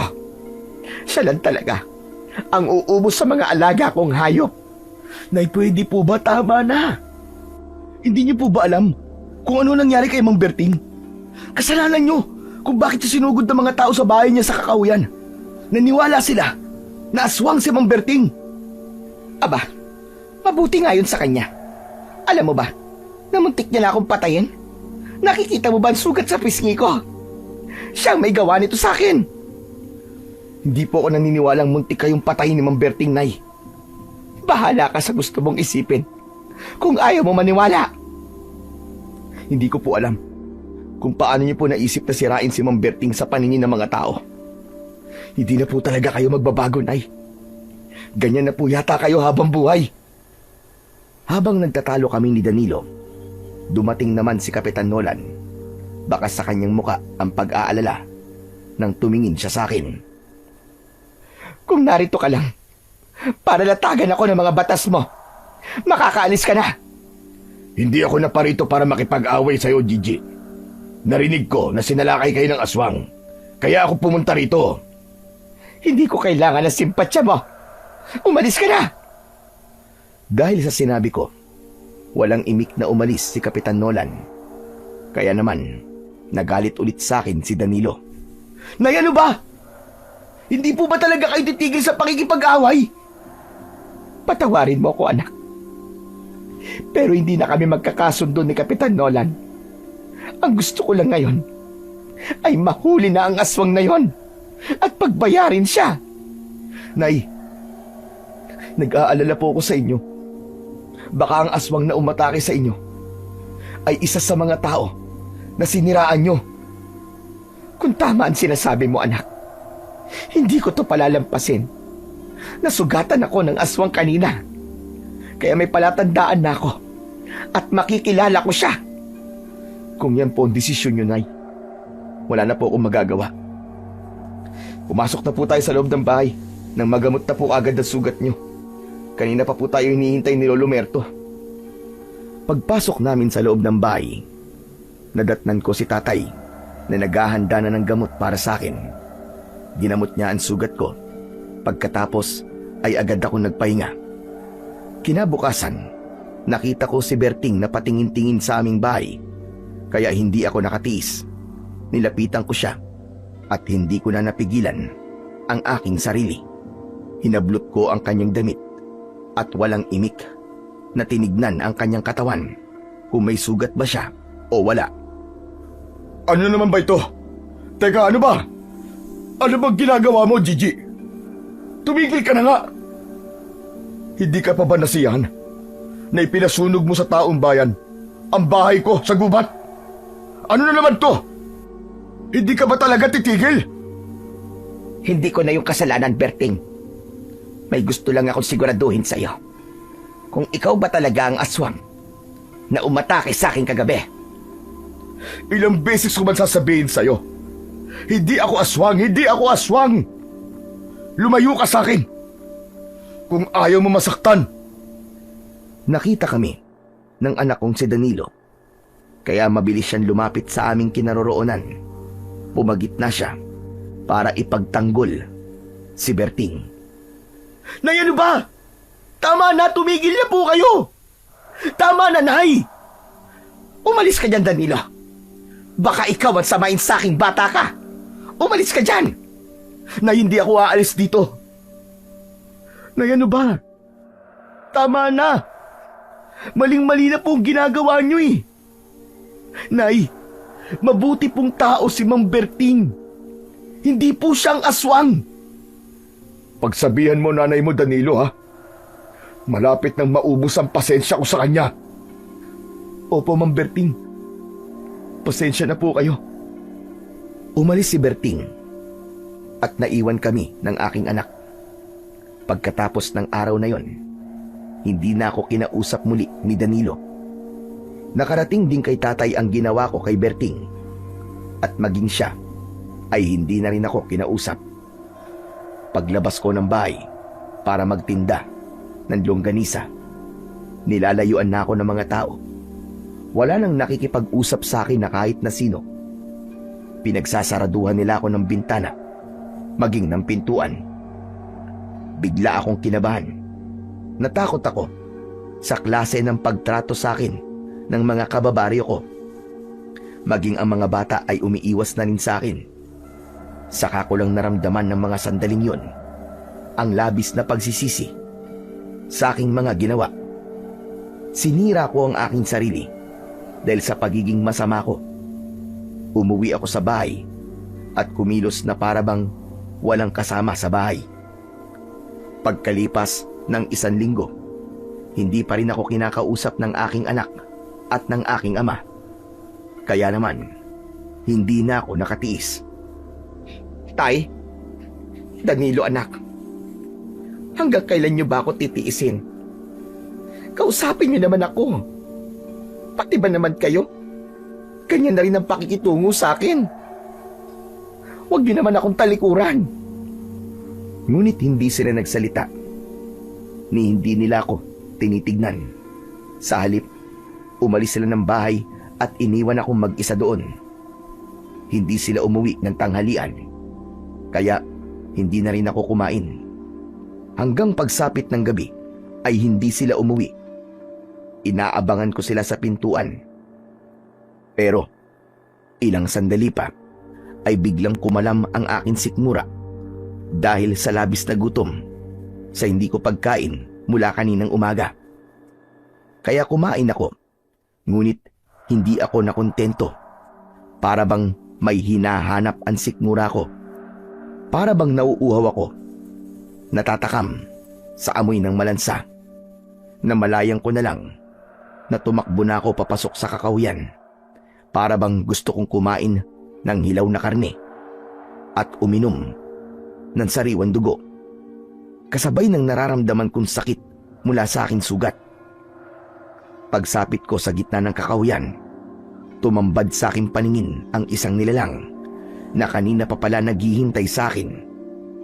Isang itim na ibon na biglang nagpalit ng anyo bilang aswang nakahawig ng taong lobo. Kumusta naman ang pakiramdam mo na nagugutom sa ilaw na karne? Sino ka? Anong ibig mo sabihin? Sino ka? Magpakilala ka! May hawa ka na ng aswang, tama ba? Kaya ka naakit sa amoy ng aking huling pinatay na usa. Sige na. Huwag ka nang mahiya. Kainin mo. Nang maranasan mo ang pagiging isang tunay na halimaw. Sige, lantakan mo ang patay na usa. Hindi. Hindi totoo yan. Hindi totoo yan. Nagkakamali ka. Hindi totoo ang sinasabi mo. Kulang pa yung kaparusahan sa lahat ng ginawa mong kasalanan. Mahilig kang gumawa ng walang katotohanan na kwento. Kaya naman, gumawa ako ng totoong istorya tungkol sa aswang at ikaw ang magiging katibayan. Ibibintang sa'yo lahat ang mga ibinibintang mo sa ibang tao. Babalik sa'yo ang lahat ng mga ginawa mo sa iba. Nanginig ang aking mga kamay sa sinabing yun ng aswang. Hindi ko matanggap na may hawa ako ng aswang. Napaatras ako ng hakbang habang patuloy kong naririnig ang malakas niyang pagtawa. Tumulo ang malapot kong laway dahil hindi ko mapigilan ang aking sarili na tikman ang nakalatag na patay na usa sa aking harapan. Dala ng aking labis na galit, sinugod ko siya, sinuntok ko siya, ngunit agad siyang nakaiwas sa akin. Sige lang, magalit ka. Nang maranasan mo ang galit na nararamdaman ko sa mga ginawa mo, namnamin mo ngayon ang pait ng karma at kaparusang nararapat para sa'yo. Hindi. Hayop ka, demonyo ka. Hindi ako aswang. Hindi ako aswang. Hindi maaaring mangyari yon. Hindi! Hindi! Hindi! Tumakbo ako ng mabilis, pabalik sa bahay. Umiiyak ako habang papasok sa loob ng aming sala. Nadatnan ko sina Tatay at Danilo. Pareho silang nagulat sa nakitang itsura ko. Hindi sila makapagsalita nang bigla akong humagulgol ng iyak at napaluhod sa saig. Danilo, anak. Isa na akong aswang. Aswang na ako. May hawa na ako ng aswang. Tulungan niyo ako, anak. Itay, tulungan niyo ako. Anak, ano ba sinasabi mo? Inausap ako ng aswang doon sa kakahuyan. Sinabi niya sa akin na hinawaan niya ako ng pagiging aswang niya. Tulungan niyo ako, Itay. Huwag kang maniwala. Walang katotohanan na sinabi niya sa'yo. Wala kang hawa ng aswang dahil hindi nagbago ang iyong anyo. Sa tingin niyo po, niloloko lang ako ng aswang na yon. Pero ipaliwanag niyo kung bakit natatakam ako sa amoy ng dugo ng usa kanina na para bang gusto ko siyang lantakan. Anak, makinig kang mabuti. Humilahon ka muna. Kaya ka natatakam dahil ginamitan kanya ng tukso mula sa mutya ng pagiging aswang. Balak niyang hawaan ka sa pamamagitan ng dugo ng kanyang pain sa'yo. Kung kinain mo ang katawan ng patay na usa, saka ka lang mahahawa ng pagiging aswang. Tay, patawarin niyo po ako. Ayokong maging aswang, Tay. Hindi na po ako uulit. Magbabago na po ako. Pinapangako ko yan, Diyos ko. Tulungan niyo ako. Lolo, ano po sa palagay niyo nangyayari kay nanay? Sa tingin ko, pinaparusahan na siya ng aswang. Nang mga sandaling yon, ay nagsisi na talaga ako ng sobra sa lahat ng aking mga nagawang kasalanan. Mabuti na lang at hindi ako tuluyang iniwan ng aking ama at lalong-lalo na ng aking anak. Maya-maya pa ay bigla kaming nakarinig ng pagaspas ng pakpak mula sa itaas ng aming bahay.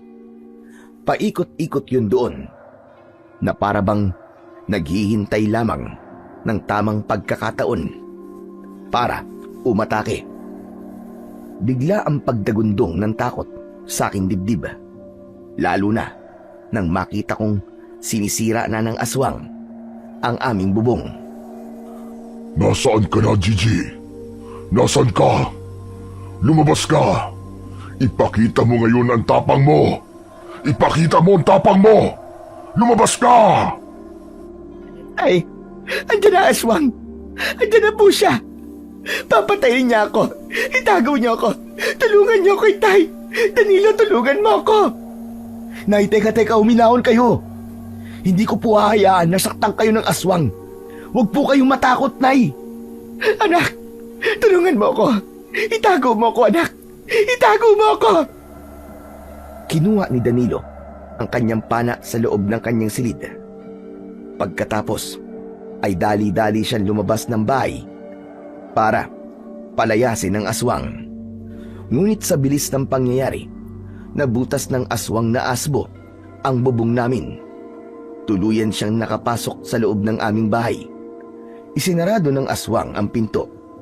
Kaya naman, hindi makapasok si Danilo. Napahawak ako sa braso ni tatay na hindi rin makapagsalita habang nakatingin sa aswang. Ilang beses kitang pinagpasensya ang babae ka. Dahil sa ginawa mo, hindi ako makahanap ng aking pagkain.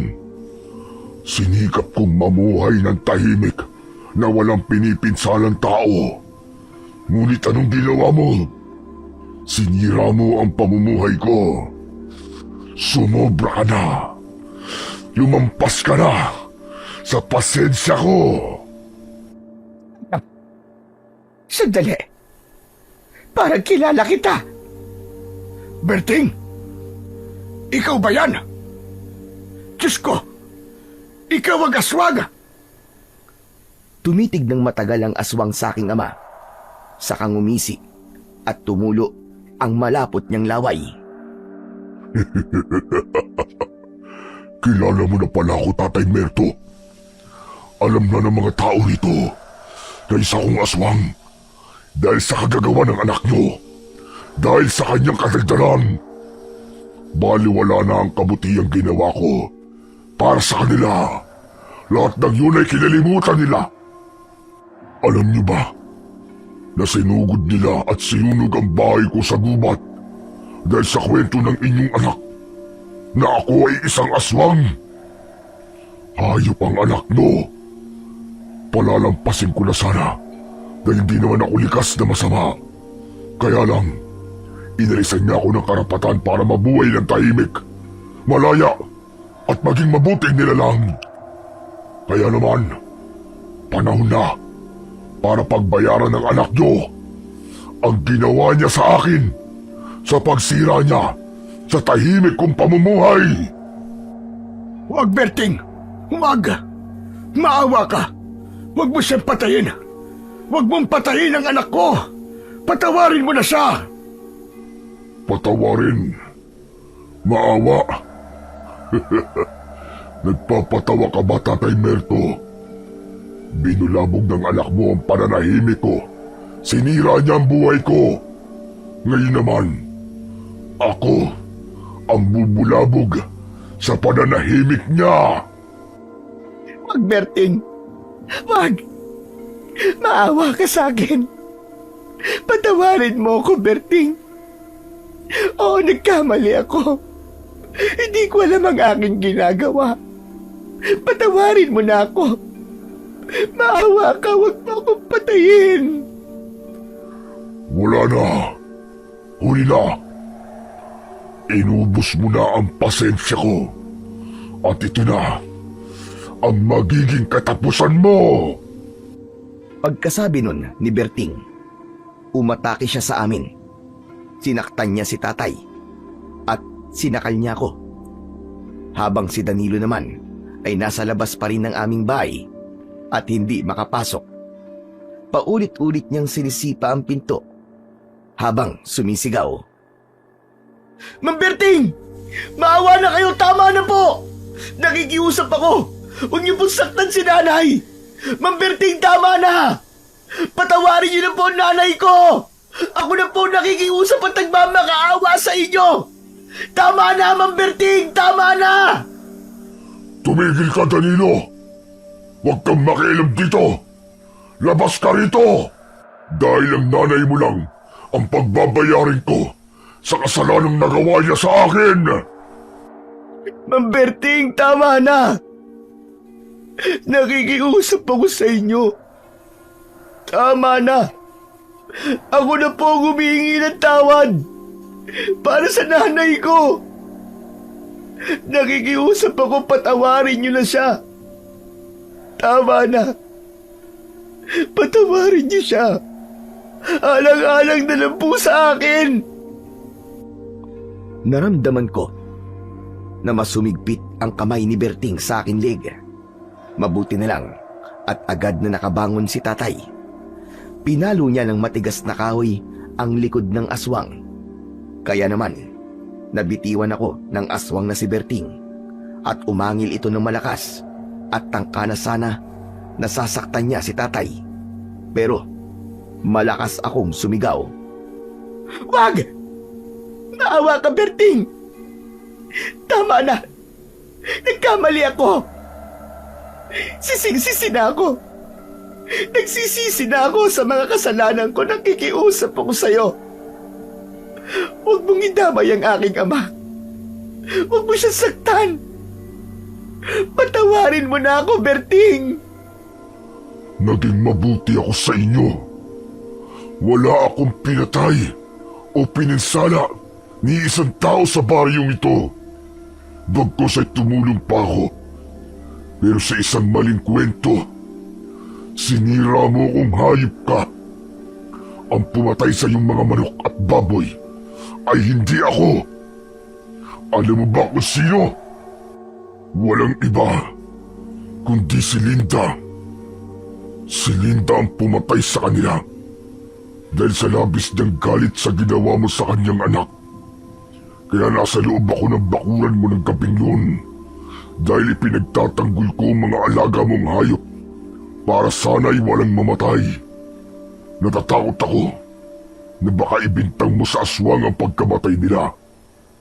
Pero yun pa rin ang nangyari dahil sa katabilan ng dila mo.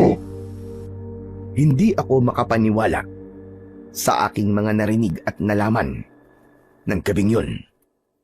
Isang pagkakamali na kailanman ay hindi ko na mababawi. Maya-maya pa ay bumalandra ang pinto at pumasok na ang anak kong si Danilo. Kasama niya si Kapitan Nolan at si Linda.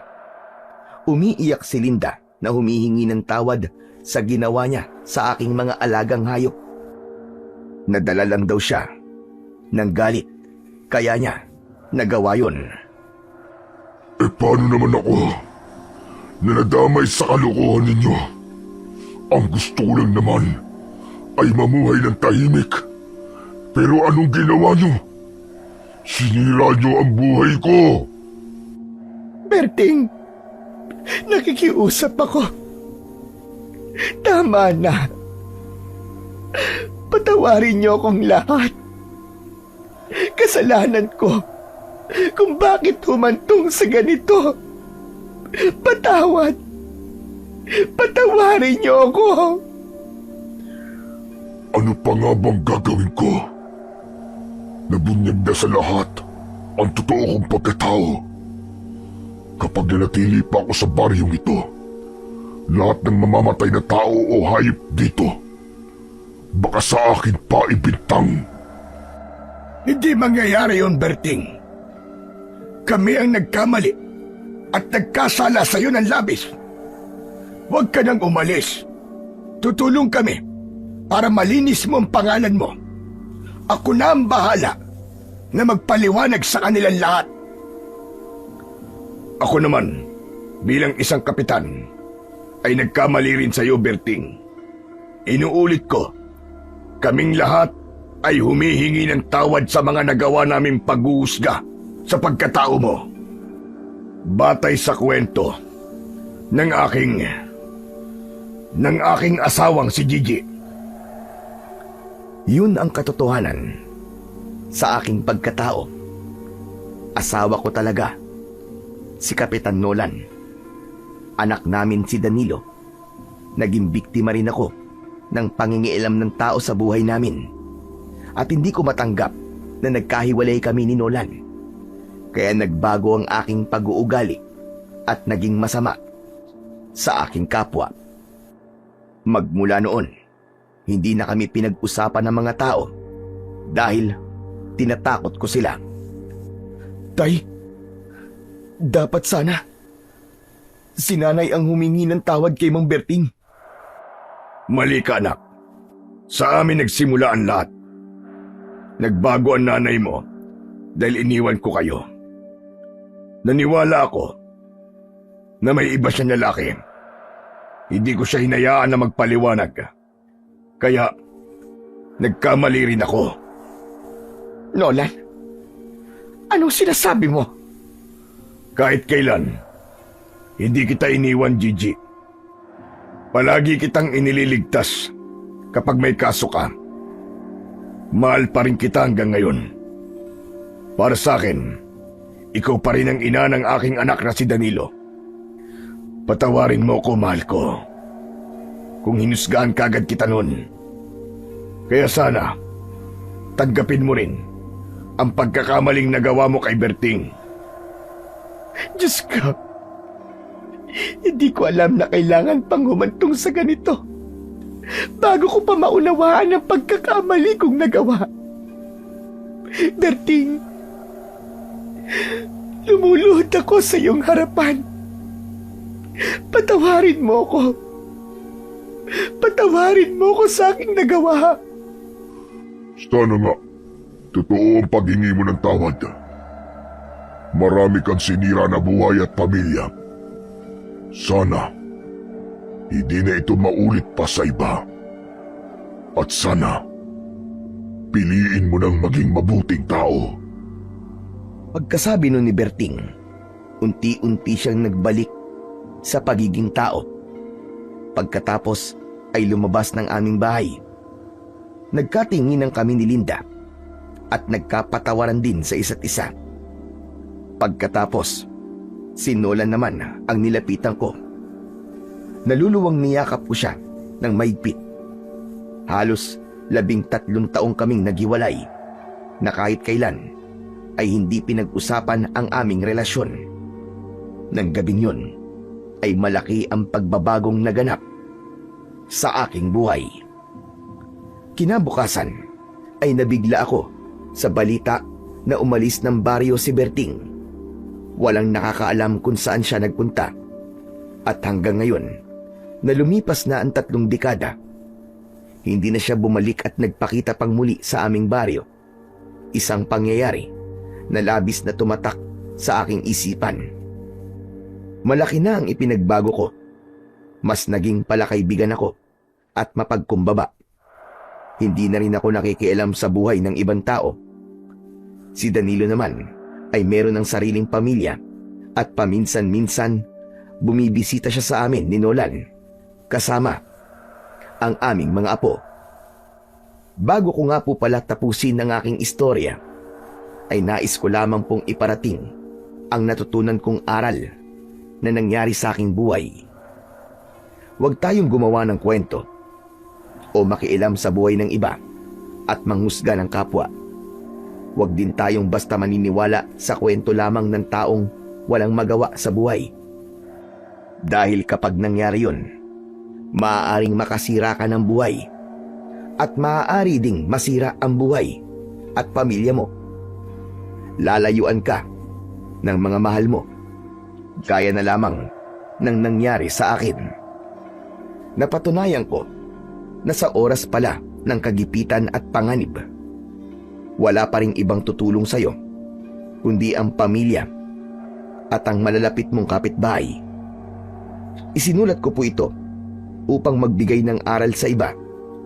Sana ay marami pa po kayong mailahad na magagandang istorya na magbibigay ng aral at inspirasyon sa iba.